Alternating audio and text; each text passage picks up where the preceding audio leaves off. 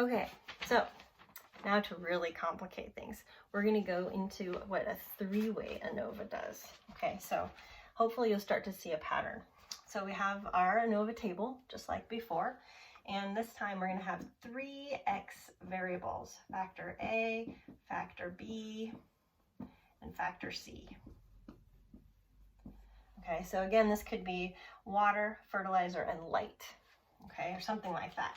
Now, it's possible that water and fertilizer interact, maybe water and light interact, maybe fertilizer and light interact, and it's possible that all 3 are interacting. So we have to put in all possible interactions, A times B, A times C, B times C, and A times B times C. We also still have the within group variation, the error variation, and the total variation. Now, the degrees of freedom are A minus 1, B minus 1, C minus 1. Now keep in mind, you could have factor A here with 6 different categories, factor B with just 2, factor C with 12, like it could be really complicated, right? A times B would be A minus 1 times B minus 1, A times C, A minus 1 times C minus 1, B times C, B minus 1 times C minus 1, and you guessed it, A minus 1 times B minus 1 times C minus 1. Okay, so for the three-way interaction.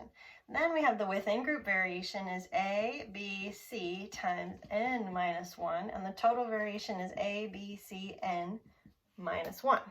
Okay, so none of that should be too surprising. It follows a nice pattern from the two-way ANOVA, and you end up with sums of squares for A, B, C, AB, AC, BC, ABC, within, and total.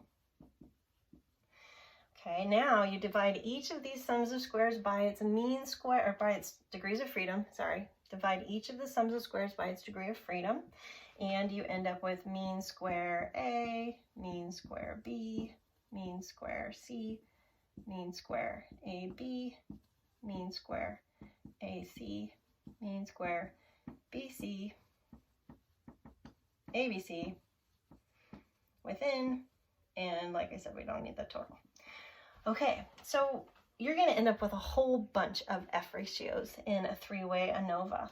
Basically, each of these gets divided by the mean square within to give you an F ratio. So I'm going to write them sideways. MSA over MSW, MSB over MSW, MSC over MSW, MSAB over MSW, MSAC over MSW, BC, W, ABC, W. So you can see you're dividing by the mean square within always for a three-way ANOVA. And you would use each of these F values to compare to a table, which is what's happening inside your stats package, and to spit out a p-value. Okay, so this would tell you, if you go down to the effects test in the three-way ANOVA, which of these main effects and interactive effects are significant, have a significant influence on Y, plant growth. Okay, so all one-way, two-way, and three-way ANOVAs use the mean square within as the denominator, but that's not true for all ANOVAs.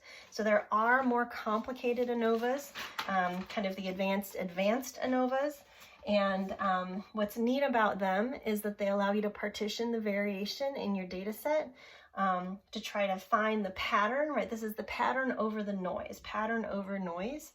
And there's all kinds of really cool experimental designs, things like randomized blocked ANOVAs, nested ANOVAs, split plot ANOVAs that allow you to take the variation due to your factor and divide it by some variation that has minimized the mean square within, so that it kind of elevates the pattern out of the noise. We're not going to go into more complicated ANOVAs like blocked ANOVAs and split plot designs, but it's definitely something that if you go into graduate school, you should explore. The last thing that we're going to talk about today is analysis of covariance, and we'll do that next.